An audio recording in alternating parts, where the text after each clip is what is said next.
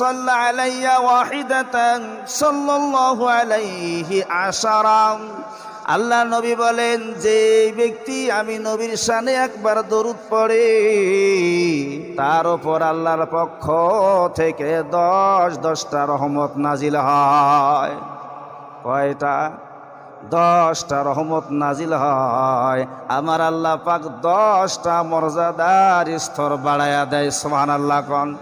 যদি কোনো আল্লাহর বান্দা বান্দি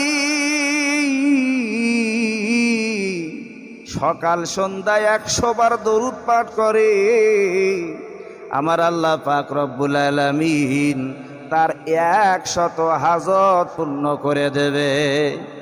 100 হাজত। দুনিয়ার মধ্যে হলো 30টা, পরকালে হলো ৭৪টা। কয়টা হলো? 100 হাজত পূর্ণ করে দেবে। কোন নবীর নামে দরুদ পড়ব? যেই নবীজি গোটা দুনিয়ার জন্য রহমত, সৃষ্টির সরদার সরুরে কায়নাত, যেনাকে আল্লাহ পাক সৃষ্টির সরদার বানায়াছে। ওয়ামা আরসালনাকা ইল্লা রাহমাতাল লিল আলামিন।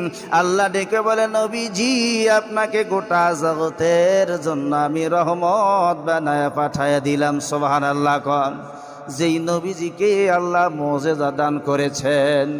ঈসা মুসা নবীর মুজিজা ছিল আসা নামক একটা লাঠি।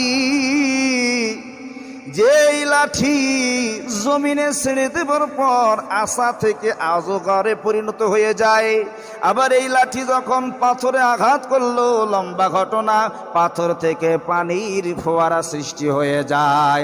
কিন্তু আমার নবীজিকে লাঠিও লাগে নাই, হাতের আঙ্গুল থেকে আমার আল্লাহ পানির ঝর্ণা সৃষ্টি করে দিয়েছে। সুবহানাল্লাহ কোন। হুদাইবিয়া নামক স্থানে সাহাবারা বড় পেরেশান, পানির পিপাসায় আক্রান্ত হয়ে দুর্বল হয়ে যায়।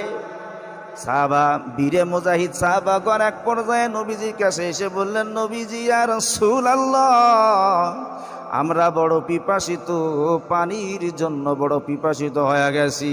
মায়ার নবী, দয়ার নবী একটা লোটা নিয়ে আসলেন। লোটা, এই লোটার মধ্যে হাত রাখলেন, এই লোটার ভিতরে হাতের আঙ্গুলি দিয়ে পানির ঝর্ণা সৃষ্টি হয়ে যায়।